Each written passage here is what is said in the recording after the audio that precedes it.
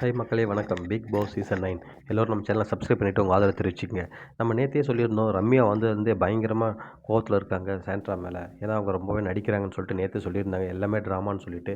இன்றைக்கி பார்த்தீங்கன்னா ஒரு இன்சிடென்ட் நடந்திருக்கேன். என்னென்னு பார்த்தீங்கன்னா பிக் பாஸ் ஒரு டாஸ்க் கொடுத்துருக்காரு. அது என்னென்னு பார்த்தீங்கன்னா ஹோம் டூர் போக சொல்கிறாரு. அங்கே இருக்கிற கண்டஸ்டன்ட், எக்ஸ் கண்டஸ்டன்ட் ப்ளஸ் வந்து இப்போ இருக்கிற கண்டஸ்டன்ட் எல்லோரும் சேர்த்து. ஸோ எல்லோரும் ஹோம் டூரில் வந்து அவங்களுடைய ஞாபகத்தை வந்து பகிர்ந்துங்க. ஒவ்வொரு இடமா போயிட்டு அங்கெல்லாம் என்ன நடந்திருக்கு, உங்களால் மறக்க முடியாத விஷயங்கள் என்ன இருக்குன்னு சொல்லிட்டு. நம்ம ஹவுஸ்மேட் சொல்லவே தேவையில்ல. எப்பவுமே அவங்களுக்கு வந்து பாசிட்டிவ் விட நெகட்டிவ் தான் ஃபர்ஸ்ட்ல வந்து தோணும். ஸோ பார்த்தீங்கன்னா, எல்லாருமே வந்து வஞ்சன்ஸோட தான் நடந்துக்கிறாங்கன்னு சொல்லணும். அதிலும் குறிப்பா பார்த்தீங்கன்னா, நம்ம வியானா ஸ்டார்ட் பண்ணுறாங்க. வியானா ஸ்டார்ட் பண்ணும்போது, விக்ரமையும் சுபிக்ஷாவும் போட்டு தாக்குறாங்க. நாங்க 3 பேர் இருக்கும்போது 3 பேர் உட்காந்து பேசியிருந்தோம். நான் வந்து அங்கேருந்து கிளம்புன அப்புறம் என்னை பத்தி விக்ரமும், சுபிக்ஷாவும் நெறைய விஷயங்கள் பேசியிருக்காங்க.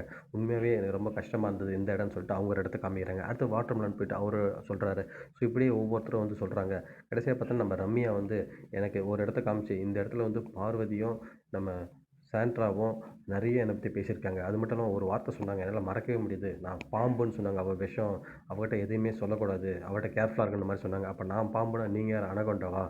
அப்படின்னு சொல்லிட்டு சாண்ட்ரா பார்த்து கேட்டாங்க. இது வந்து கேட்ட உடனே சாண்ட்ரா அழ ஆரம்பிச்சுடுறாங்க.